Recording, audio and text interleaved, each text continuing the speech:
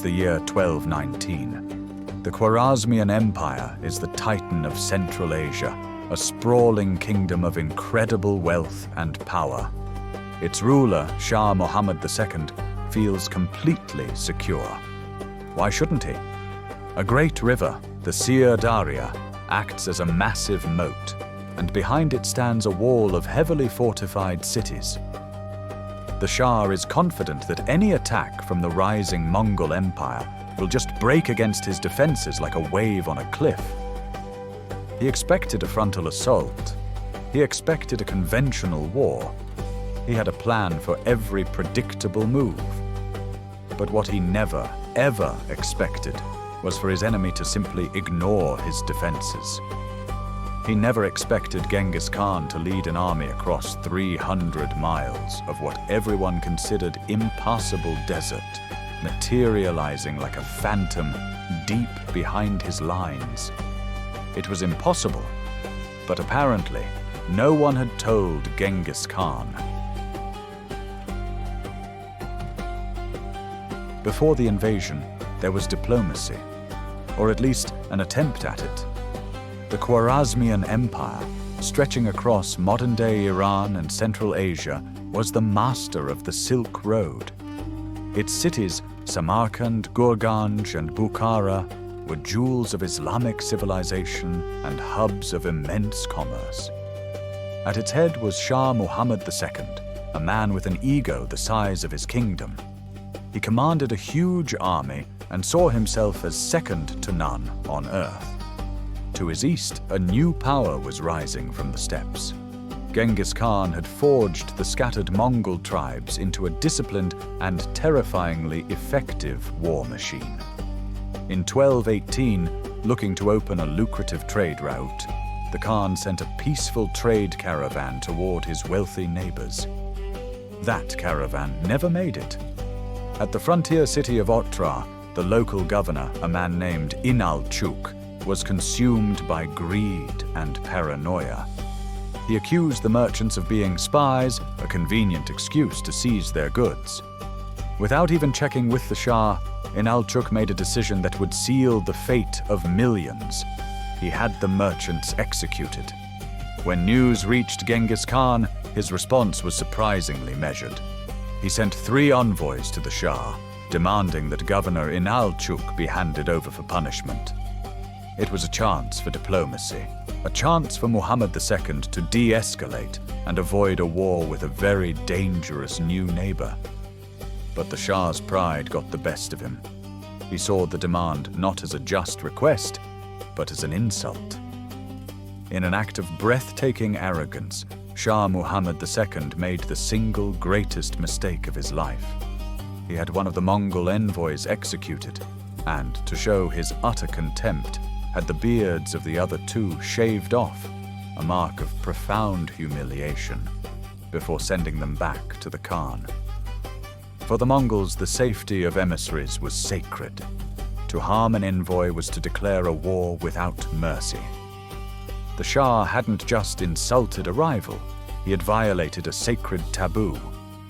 When the 2 shamed survivors returned to Genghis Khan, his legendary temper turned into a cold, focused rage.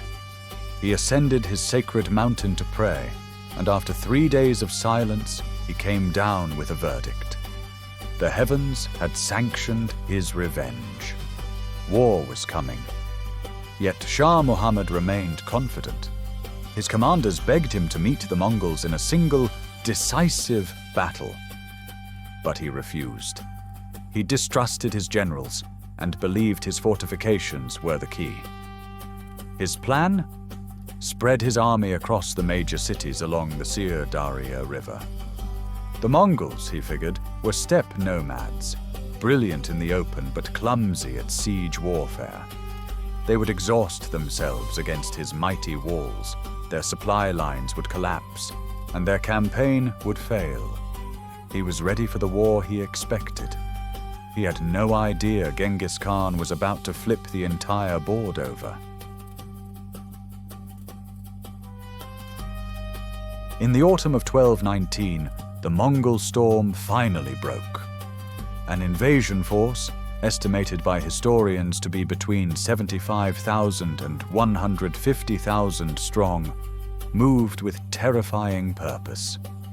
But Genghis Khan, a master of deception, immediately split his army to confuse and paralyze the Shah.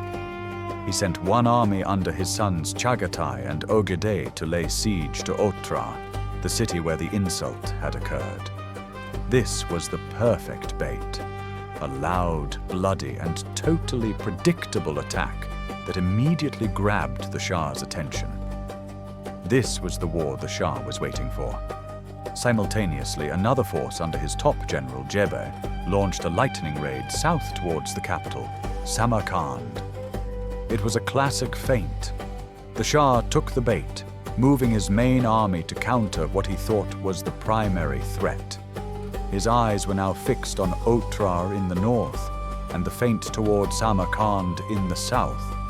And then, the main Mongol force, somewhere between 40,000 and 60,000 of his most elite warriors, led by Genghis Khan and his son Tolui, simply vanished.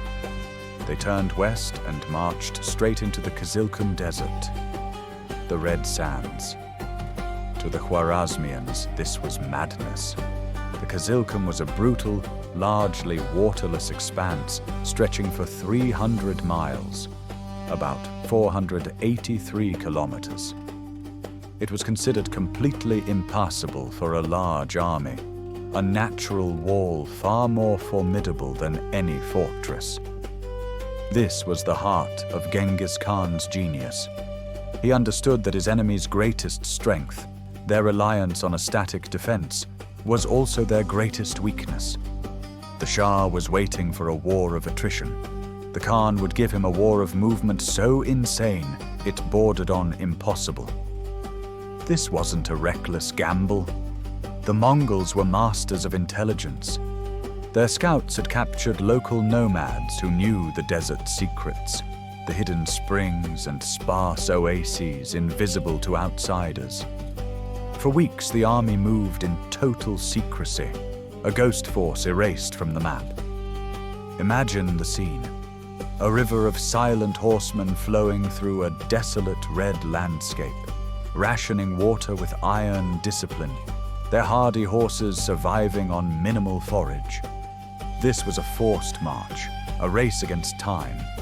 While the siege of Otrar raged and Jebe's diversion kept the Shah distracted, Genghis Khan was rewriting the rules of war. He wasn't just attacking the Shah's line of defense, he was making it totally irrelevant. Every fortress and garrison along the Sirdaria was now facing the wrong way. Then, in early February 1220, the impossible happened. Genghis Khan's army emerged from the desert haze, not at the border, but deep within the Khwarezmian heartland, right before the walls of Bukhara. For the people of Bukhara, it must have been pure shock. An army couldn't come from the desert. An army wasn't supposed to come from the west. And yet, here it was. The ghost had materialized. The Shah's defensive line hadn't just been broken, it had been completely bypassed. The trap was sprung.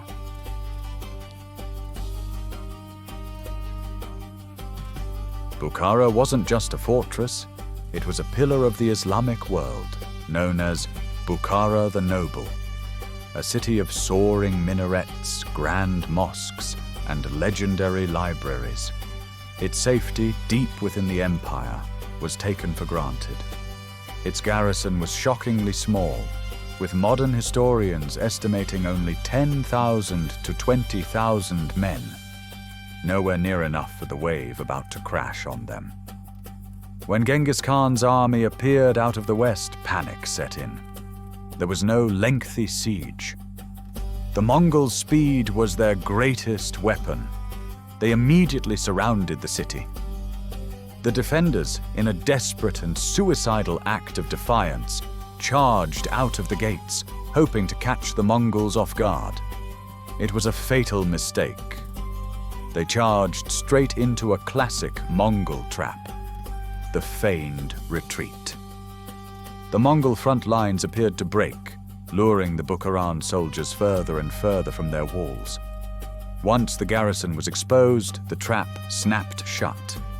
Mongol flanks closed in, and the defenders were surrounded and utterly annihilated. In one swift, bloody stroke, Bukhara lost its entire professional defense. With the garrison gone, the city's will collapsed. The civilian leaders surrendered, and the Mongol army flooded in. A small group of loyalists held out in the city's inner citadel, but their bravery only sealed the city's fate. To crush this last bit of resistance, the Mongols forced thousands of surrendered citizens to act as human shields, pushing siege equipment and filling the moat. The citadel fell in less than 2 weeks, and every last defender inside was executed. What followed was the Khan's judgment. According to chroniclers, Genghis Khan rode his horse into the city's main mosque, an act of profound shock to the population. He then ascended the pulpit and, looking down at the terrified citizens, delivered a chilling proclamation.